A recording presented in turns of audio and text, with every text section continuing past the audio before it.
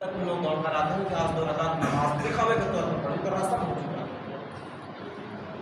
جو یہ چیزیں فرض قرار دی گئی ہیں کہ جو نمازیں فرض ہیں ان نمازوں کو ادا کیا جائے۔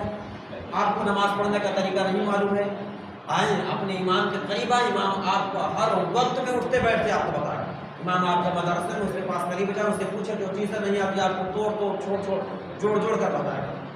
لیکن خدا را غور پر نماز کی طرف آپ حضرات دوڑیں اور نماز میں دلچسپی لگائیں، اپنے عاقبت کو مضبوط کریں، اپنے اعمال کو جتنا مضبوط کریں اتنا آپ کے لیے بہتر اور عمدہ پایا جائے گا۔ حضرت غوث پاک کا یہ مہینہ چل رہا ہے، لوگ اپنے گھروں سے نذر و نیاز اور فاتحہ اور یہ میلاد شریف کا پروگرام سجا کر حضرت غوث پاک کی بارگاہ میں پیش کرتے ہیں اور حضرت غوث پاک گھر والوں پر اپنی کرامتوں کو بھی ظاہر کرتے ہیں۔ دنیا میں بھی آباد رہیں گے اور کل مرنے کے بعد قبر میں بھی آباد رہیں گے۔ حضرت غوث پاک کی شان بہت عمدہ ہے، بہت فضیلت ہے۔ ایک واقعہ حضرت غوث پاک کا